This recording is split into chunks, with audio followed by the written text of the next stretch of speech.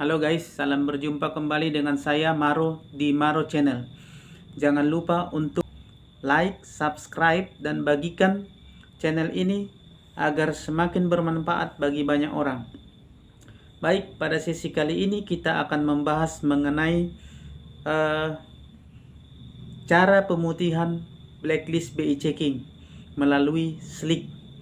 SLIC itu adalah sistem layanan informasi keuangan yang dulu disebut dengan BI checking.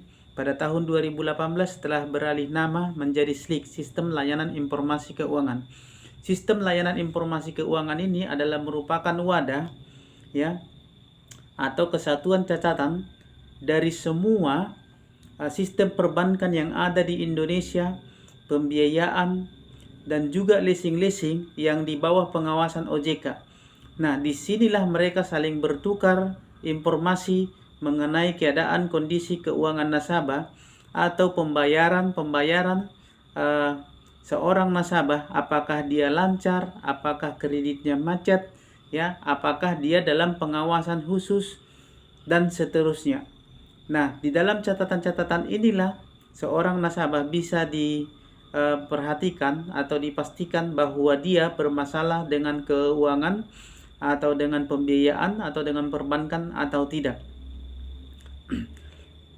Oleh karena itu, jika seseorang diketahui bermasalah dengan pembayaran atau kredit macet, ya, maka orang tersebut akan terkena BI checking atau SLIC. Jika orang tersebut terkena BI checking, maka bisa dipastikan bahwa dia akan sangat susah sekali untuk mendapatkan pembiayaan, baik berupa pinjaman, ya, pinjaman gadai BPKB, KUR, atau pengajuan KPR dan fasilitas keuangan lainnya. Itu akan sangat susah sekali untuk didapatkan oleh seseorang yang terkena BI checking atau blacklist BI. Ada 5 peringkat mengenai catatan atau pengelompokan peringkat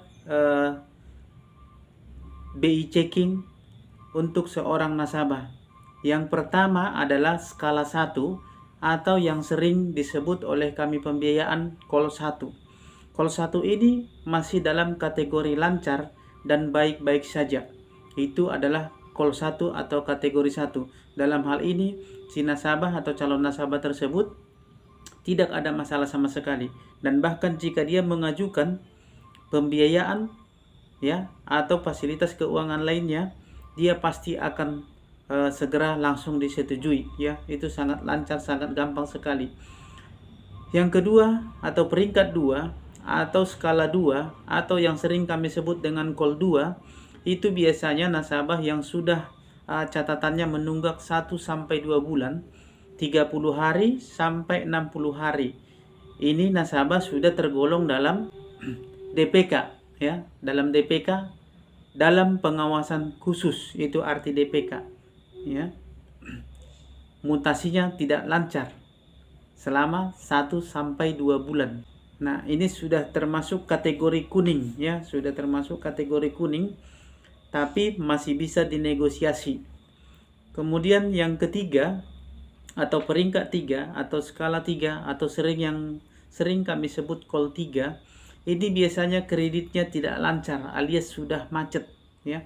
Biasanya ini sudah mencapai 90 hari, ya, ke atas, ya, dalam menunggak sudah lebih 90 hari ke atas. Artinya keterlambatan harinya sudah lebih dari 90 hari. Ini sudah masuk Call 3, peringkat 3, ya, atau skala 3. Nah, ini sudah kategori lampu merah, ya, sudah lampu merah.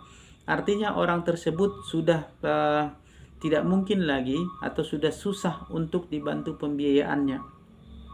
Ini sudah berbahaya, ya. Kemudian kategori 4 atau peringkat 4 atau skala 4 atau yang sering kami sebut dengan Call 4, nasabah ini adalah merupakan nasabah yang sudah menunggak lama, ya, dan harusnya sudah terselesaikan kreditnya atau sudah lunas tapi belum lunas-lunas, artinya masih nyangkut, ya, masih ada nyangkut. Ini sudah termasuk dalam kategori tidak bisa ditoleransi lagi, sudah susah untuk pengajuannya. Yang terakhir adalah skala 5 atau call 5 atau peringkat 5 atau yang sering kami sebut dengan call 5. Call 5 ini adalah merupakan nasabah-nasabah yang sama sekali pembayarannya tidak lancar, ya. Dalam istilah kami orang leasing mengatakan ini sudah WO, ya. WO itu watch out atau dalam pengawasan. Bisa saja seperti barang hilang, agunan hilang, ya. Atau orangnya sudah lama tidak tahu informasinya tapi hutangnya tidak lunas-lunas, atau orangnya lari dari tanggung jawab dan hilang. Kemudian dia mengajukan kembali, tiba-tiba muncul dan mengajukan kembali di suatu pembiayaan yang terdaftar di OJK. Nah, inilah yang kami sebut dengan call 5. Ini sama sekali tidak bisa ditoleransi, kecuali si orang tersebut memperbaiki keuangannya kembali atau membayar hutang-hutangnya kembali. Nah, bagaimana bila Anda sudah termasuk kategori skala 3, 4, 5? Apa yang harus Anda lakukan supaya Anda bisa mendapatkan fasilitas pembiayaan atau fasilitas keuangan kembali melalui perbankan atau pembiayaan yang terdaftar di OJK? Yang pertama, tentu yang harus Anda lakukan adalah menyelesaikan, ya, segala permasalahan keuangan Anda, termasuk melunasi tunggakan atau sisa-sisa kredit atau perhitungan yang belum selesai dengan pihak pembiayaan yang sangkut paut dengan Anda atau banknya, ya, atau dengan leasingnya. Pertama-tama yang Anda harus lakukan adalah mendatangi leasing tersebut atau mendatangi bank tersebut atau mendatangi tempat di mana Anda meminjam, ya. Apakah dengan dibayar lunas, Anda harus menyelesaikannya. Setelah selesai, Anda berusaha atau Anda meminta surat lunas dari lembaga keuangan tersebut, ya.